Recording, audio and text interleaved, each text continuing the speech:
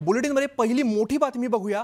म्यानमारमधून भारतात रोहिंग्या मुस्लिमांच्या घुसखोरीची डोकेदुखी अजूनही कायम आहे। ईशान्य भारत आणि उत्तर भारतामध्ये घुसखोरी करणाऱ्या रोहिंग्यांनी आता थेट पुण्यामध्ये बस्तान बसवल्याचा धक्कादायक प्रकार उघडकीस आलेला आहे। हाच व्यक्ती भिवंडीतून फक्त 500 रुपयामध्ये आधार कार्ड मिळवून भारतीय नागरिक असल्याचं वावरताना समोर आलंय।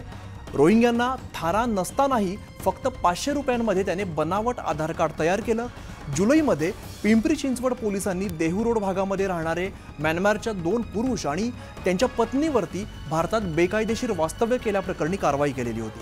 त्यापैकी एक मुजम्मिल खानने पुण्यामध्ये खोट्या कागदपत्रांच्या आधारे 80,000 रुपयांना जागा विकत घेतल्याचा प्रकार उघडकीस आलेला आहे। केवळ एवढंच नव्हे तर त्याने त्या जागेवरती घर बांधत संसार सुद्धा थाटलेला आहे। मुजम्मिल खानने चंद्रभागा कांबळेकडून 600 चौरस फूट जागा खरेदी केल्याची माहिती समोर आलेली आहे।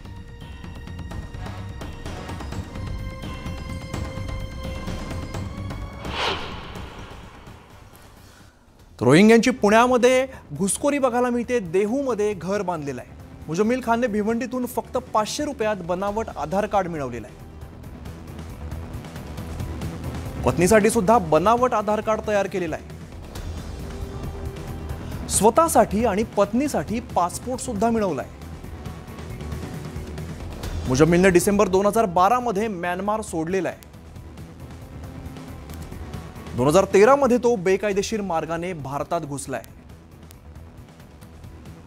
पश्चिम बंगालमधील आंतरराष्ट्रीय सीमा ओलांडून पत्नी आणि मुलासह भारतामध्ये प्रवेश केलाय।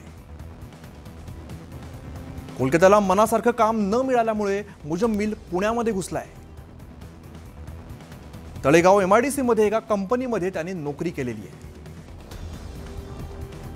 त्यानंतर त्याने खेळण्यांचा आणि सुपारीचा व्यवसाय चालवलाय।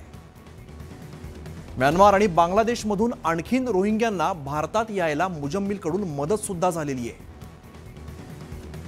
तब्बल 10 वर्ष मुजम्मिल बिनदिक्कतपणे देहूमध्ये राहतोय।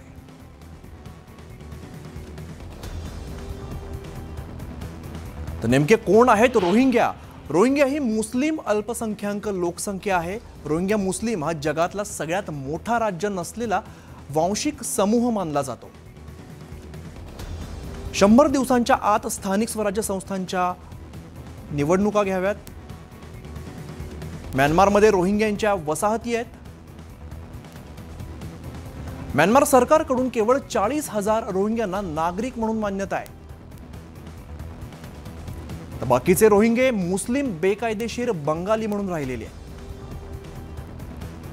म्यानमारमध्ये रोहिंग्यांविरोधामध्ये मोठा हिंसाचार उसळलेला आहे। 2017 पासून रोहिंग्यांचं म्यानमारमधून स्थलांतर झालंय।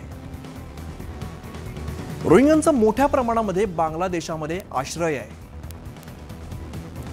भारतात सुमारे 16,000 प्रमाणिक रोहिंग्यांचं निर्वासित आहेत। भारतामध्ये अवैधरित्या रोहिंग्यांचं वास्तव्य बघायला मिळत आहे। रोहिंग्यांची संख्या ही 50,000च्या पुढे आहे।